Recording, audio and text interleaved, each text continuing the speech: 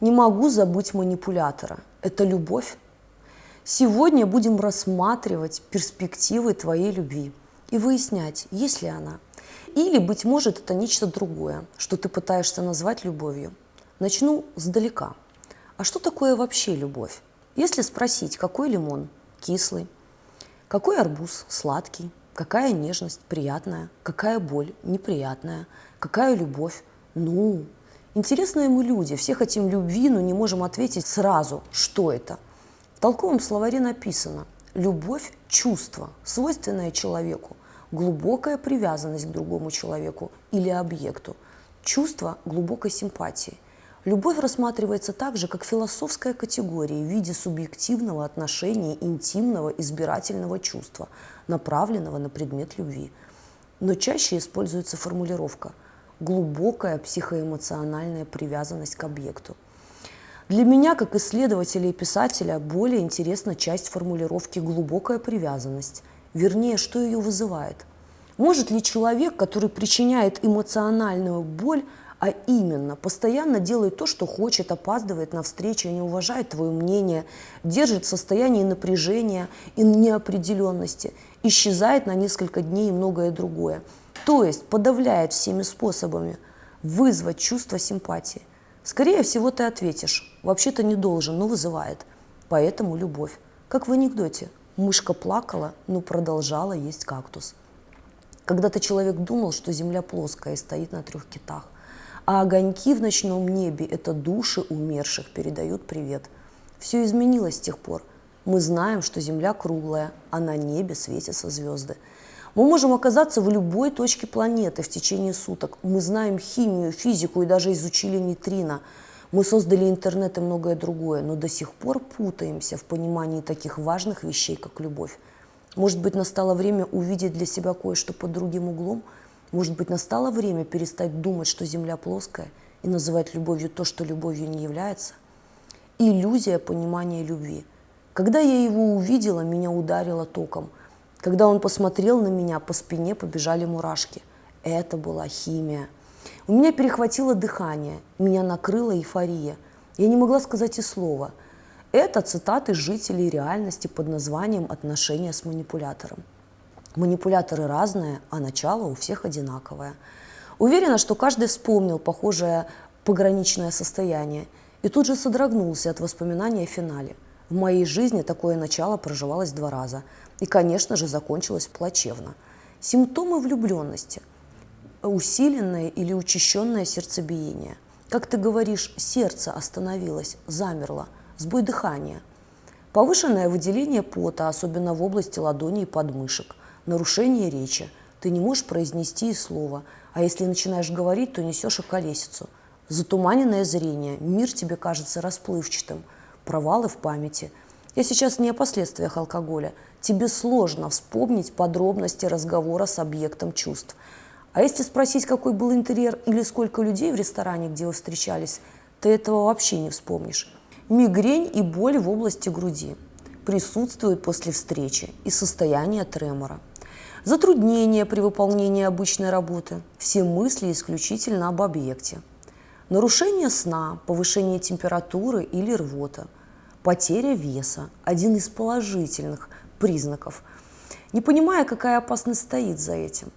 Не кажется ли тебе странным, что у нас одинаковая реакция организма на первое общение с будущим источником наших страданий, независимо от возраста и объекта? И главное, эта одинаковая реакция в итоге часто приводит к негативному опыту. При этом мы считаем эту реакцию влюбленностью, которую потом заменяем на слово «любовь». Кроме того, мы ее ищем и громогласно утверждаем: «Не могу без химии». А если предположить, что то, что ты испытываешь во время знакомства с источником твоих будущих проблем, на самом деле несколько иные процессы, которые ты ошибочно называешь любовью. На дворе 21 век. Человек изучил многие реакции, происходящие в нашем теле. А что мы знаем об этом? Ты удивишься, но все эти симптомы влюбленности являются показателями выброса адреналина в кровь. Адреналин – гормон стресса. Он вырабатывается клетками мозгового вещества надпочечников, и участвует в реализации реакций типа «бей или беги».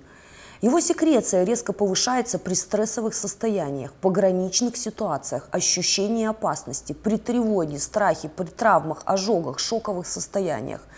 Таким образом, выброс адреналина – это реакция нашего тела на опасность, работа нашего инстинкта самосохранения.